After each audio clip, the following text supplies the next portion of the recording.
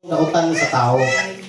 So, ang atong buhaton dito is magdahig na lang kanina sa Ginoo. Magkinabuhi gihapon ta, pero dili na ta maning kamot sama ninyo atong gibuhat karon nga.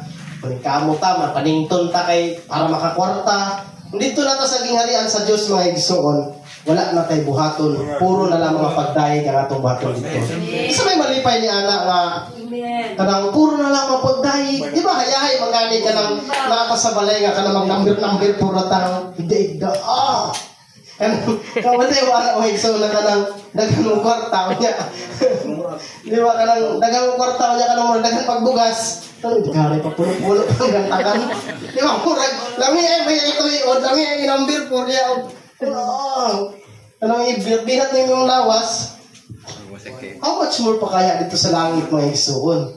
Nawa na'y trabaho nga may tabo kundi puro na lang mga pagdahig sa itong Ginoo. Pero mabuhat na to na kung mutuman ta sa mga balahod sa Ginoo. Amen? Dili na to na, dili ta makaadto dito. Doon na po ikuan ba? Doon na po kibali kanang proseso. Doon na po yung proseso nga gihatag ang Ginoo kanato kung unsa ta pagkadto dito. Kung qualified ba ka kana bitaw mga apply kag trabaho, dili ba ka requirements. Na resume. Yung pagay na resume, resume. Yung gina ma-apply kog trabaho, kinahanglan kog resume.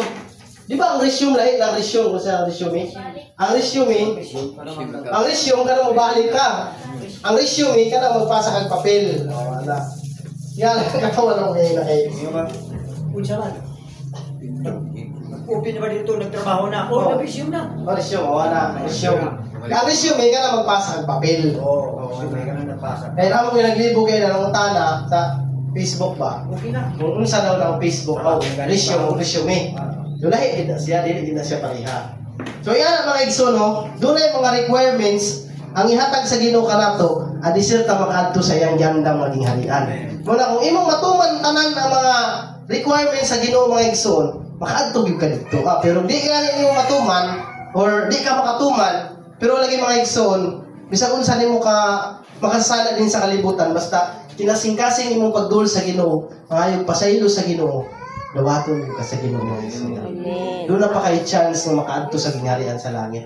Labi na muduol imong itugyan ng imong kinabuhi diha sa Ginoo mga igsoon.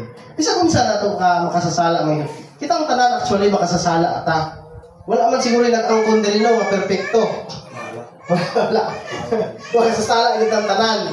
So dili pod jud nato pwede nga i-judge na to ang uban nga makasasala tungod kay makasasala pud tang tanan.